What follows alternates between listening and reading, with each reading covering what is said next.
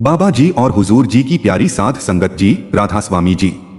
जैसे तपती हुई धरती पर ठंडी बारिश की बूंदें पड़ते ही वातावरण में सुकून फैल जाता है, वैसे ही 22 अगस्त की यह पावन सुबह अपने साथ सतगुरु की कृपा, नाम सिमरन की याद और जीवन की उलझनों को समझने वाले अनमोल विचार लेकर आई है। प्यारी साध संगत जी, आज के इस पावन सवाल जवाब में हम जीवन से जुड़े 4 ऐसे प्रश्नों पर विचार करेंगे जो कभी न कभी हर इंसान के मन में जरूर आते हैं। आइए आज 22 अगस्त के पावन सवाल जवाब शुरू करते हैं। पहला सवाल। एक भाई ने हाथ जोड़कर पूछा, बाबा जी, जब हम पूरी मेहनत करते हैं लेकिन सफलता बार बार दूर रह जाती है तो मन बहुत टूट जाता है। कई बार ऐसा लगता है कि शायद हमारी किस्मत में सफलता है ही नहीं। ऐसे समय में क्या करना चाहिए? बाबा जी ने प्रेम से फरमाया, बेटा, किसान जब खेत में बीज बोता है तो अगले दिन मिट्टी हटाकर यह देखने नहीं लगता कि बीज अंकुरित हुआ या नहीं। वह अपनी तरफ से खेत तैयार करता है, समय पर पानी देता है और धैर्य रखता है। उसे पता होता है कि बीज को पेड़ बनने में समय लगेगा। अगर वह रोज मिट्टी खोदकर बीज देखने लगेगा तो बीज को बढ़ने का अवसर ही नहीं मिलेगा। जीवन भी ऐसा ही है। मेहनत करना तुम्हारा काम है और फल कब मिलेगा यह समय और मालिक की मर्जी पर छोड़ देना चाहिए। अगर आज सफलता नहीं मिली तो अपनी मेहनत को बेकार मत समझो। अपनी गलतियों को पहचानो, जरूरत हो तो तरीका बदलो, लेकिन हिम्मत कभी मत छोड़ो। कई बार जिस देरी को हम असफलता समझते हैं वही हमें आने वाली बड़ी जिम्मेदारी के लिए तैयार कर रही होती है। इसलिए धैर्य रखो, कर्म करते रहो और अपने मन को निराशा में मत डूबने दो।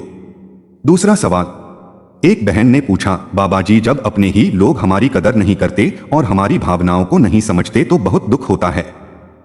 हम उनके लिए अच्छा सोचते हैं, उनकी मदद करते हैं, लेकिन बदले में वही प्रेम नहीं मिलता। ऐसे समय में मन को कैसे संभालें? बाबा जी ने कहा, बेटी, इंसान को सबसे ज्यादा उम्मीद अपने लोगों से होती है और इसलिए चोट भी सबसे ज्यादा वहीं से लगती है। लेकिन याद रखो, तुम हर व्यक्ति के व्यवहार को अपने अनुसार नहीं बदल सकती। तुम केवल अपने व्यवहार को संभाल सकती हो।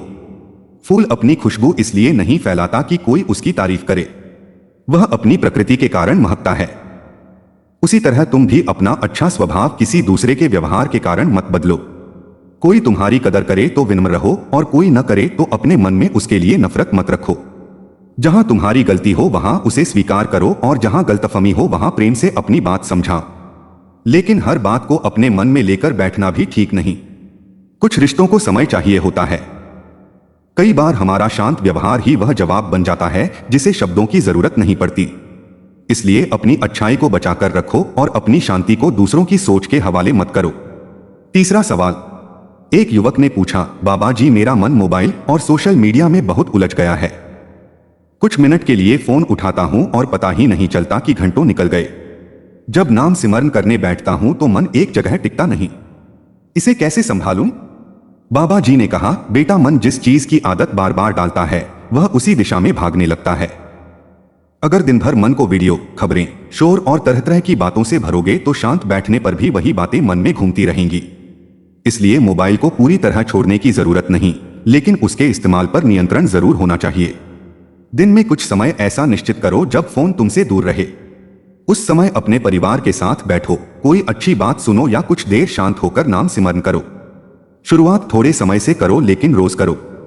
मन एक दिन में नहीं बदलता। जैसे शरीर को अभ्यास से ताकत मिलती है वैसे ही मन को भी नियमित अभ्यास से स्थिरता मिलती है। धीरे धीरे मन को शांति की आदत पड़ने लगेगी और वह हर समय बाहरी शोर में भटकना कम करेगा। चौथा सवाल। एक विद्यार्थी ने पूछा, बाबा जी, परीक्षा नजदीक आती है तो बहुत डर लगता है। पढ़ाई करते हुए भी मन में यही चलता रहता है कि अगर नंबर कम आए तो क्या होगा, अगर असफल हो गया तो क्या होगा। इस डर की वजह से पढ़ाई में मन नहीं लगता। ऐसे समय में क्या करना चाहिए? बाबा जी ने प्रेम से कहा, बेटा, भविष्य की चिंता वर्तमान की ताकत छीन लेती है। परीक्षा का परिणाम अभी आया ही नहीं है और तुम पहले से ही उसके डर में अपना आज खराब कर रहे हो। तुम्हारा काम है आज की पढ़ाई ईमानदारी से करना। जो विषय कठिन लगता है उसे दोबारा पढ़ो, अपनी गलतियों को पहचानो और जरूरत पड़े तो शिक्षक या परिवार से सहायता लो। पढ़ाई को छोटे छोटे हिस्सों में बांटकर रोज थोड़ा आगे बढ़ो। दूसरे विद्यार्थियों से हर समय अपनी तुलना मत करो। हर बच्चे की अपनी परिस्थितियां और अपनी गति होती है।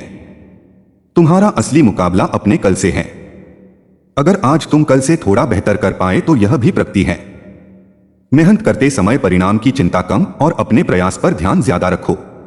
जब परीक्षा का समय आए तो शांत मन से अपनी तैयारी के अनुसार पेपर दो और अपने कर्म पर विश्वास रखो।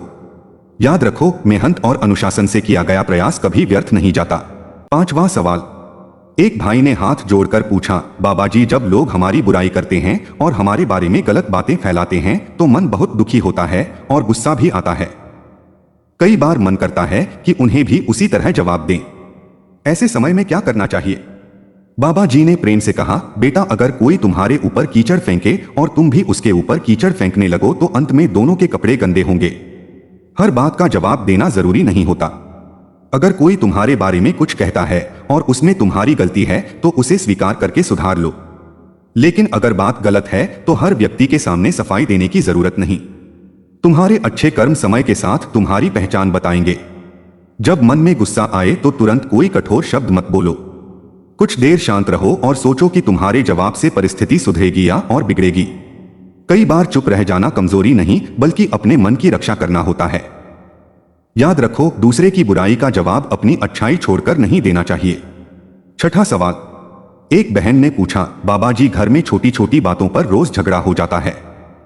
कभी भाई बहन में मनमुटाव होता है, कभी पति पत्नी में बहस होती है और कभी परिवार के दूसरे लोगों के बीच तनाव हो जाता है। घर का वातावरण अशांत देखकर मन बहुत परेशान रहता है। ऐसे में क्या करें? बाबा जी ने कहा, बेटी, अंधेरे कमरे को अंधेरे से दूर नहीं किया जा सकता, उसके लिए एक दीपक जलाना पड़ता है। उसी तरह अगर घर में हर व्यक्ति सामने वाले की गलती निकालता रहेगा तो झगड़ा और बढ़ेगा। किसी एक को तो शांति की शुरुआत करनी होगी। तुम अपनी वाणी को मधुर रखो। सामने वाला गुस्से में हो तो उसी समय अपनी बात मनवाने की कोशिश मत करो। कुछ समय शांत रहने दो और फिर प्रेम से बात करो। हर बात का जवाब देना जरूरी नहीं होता और हर छोटी बात को बड़ा बनाना भी समझदारी नहीं। घर की शांति के लिए कई बार थोड़ी सी चुप्पी, थोड़ा धैर्य और एक मीठा शब्द बहुत बड़ा काम कर देता है। अगर हम चाहते हैं कि घर का वातावरण बदले तो शुरुआत दूसरों से नहीं, अपने व्यवहार से करनी चाहिए। 7वां सवाल। एक युवक ने पूछा, बाबा जी, मेरे मन में बहुत गुस्सा आता है। छोटी सी बात भी मन को परेशान कर देती है और गुस्से में कुछ ऐसा बोल देता हूं जिसका बाद में पछतावा होता है। इस आदत को कैसे बदला जाए? बाबा जी ने कहा, बेटा, क्रोध आने के समय इंसान को लगता है कि वह सामने वाले को जवाब दे रहा है, लेकिन कई बार वह अपने ही मन को अशांत कर रहा होता है। जब गुस्सा आए तो तुरंत जवाब देने से बचो। कुछ देर शांत रहो, पानी पी लो, गहरी सांस लो और अपने मन को दूसरी तरफ लगाओ। अगर संभव हो तो उस जगह से कुछ देर दूर हो जाओ। जब मन शांत हो जाए तभी अपनी बात कहो। नाम सिमरन का नियमित अभ्यास मन को ठहरना सिखाता है। धीरे धीरे इंसान को यह समझ आने लगता है कि हर बात पर प्रतिक्रिया देना जरूरी नहीं। याद रखो, गुस्से में बोले गए शब्द वापस नहीं आते, इसलिए बोलने से पहले रुक जाना बहुत बड़ी समझदारी है। 8वां सवाल।